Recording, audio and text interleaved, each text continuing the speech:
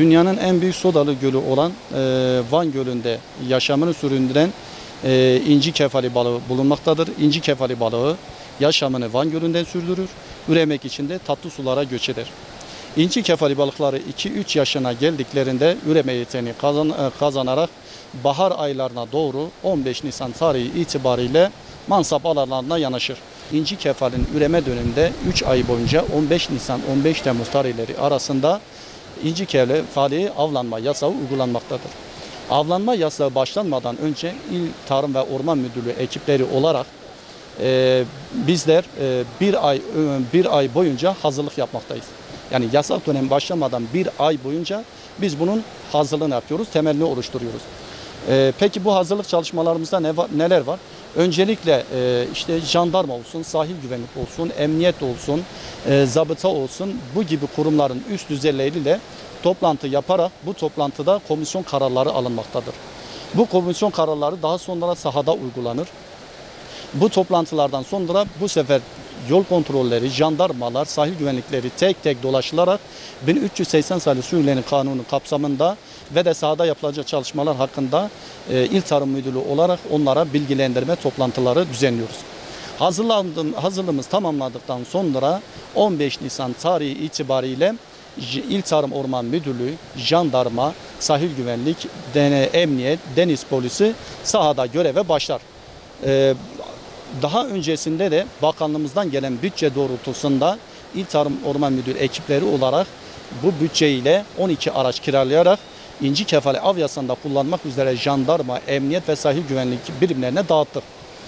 Ve bu araçlarla bizim de il müdürlüğümüzün koordinasyonuyla 7/24 gece gündüz sahada denetim yaparak Van Gölü'nün etrafında bulunan Van ili sınırları içerisinde 6 büyük çayda yaklaşık 50 adet küçük su kaynağında denetimlerimiz 7/24 devam etmektedir. Bu denetimler aynı şekilde inci kefali göçünün olduğu bir başka göl olan Erçek Gölü'nde de devam etmektedir. İnci kefali av yasağının başladığı tarihten itibaren 15 Nisan tarihinden bugüne kadar yapılan denetimlerde 207 kişiye yaklaşık 680.000 TL idari para cezası uygulandı. Yaklaşık 200 adet av malzemesine el konuldu. Ayrıca 50 tonu ölü, yaklaşık 30 tonu da canlı olmak üzere toplam 80 ton inci kefali balığına da el konuldu. Cezai müeyyidlerimiz 1380 sayılı Su İlleri Kanunu'nun 36. maddesinde belirtilen miktarlar doğrultusundadır. Yani biz kanuna göre kanuni cezaları uygulamaktayız. Eğer bir inci kefali avcılığı yaptığınızda bunun cezası 2525'tir. Tekrari halinde 2 yıl içinde tekrari halinde 2 katı ceza işlem uygulanıyor. Satışında ve naklinde ise şahsa 7429 TL idari para cezası uygulanır. Bunun tekrari halinde ise 2 katı cezai işlem uygulanır. Ayrıca yakaladığımız şahısla bulunan bütün istisal vasıtalarına el konulur.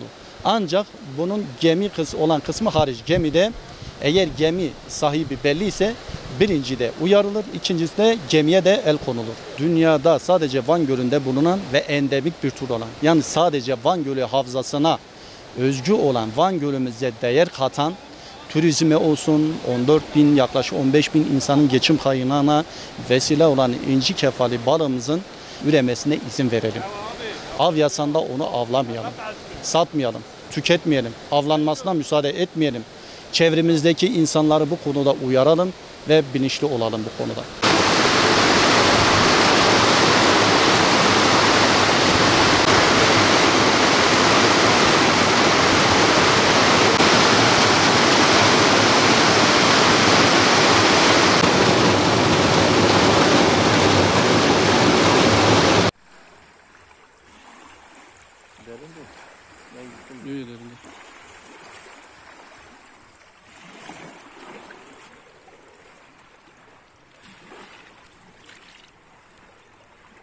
Yola da gidiyor.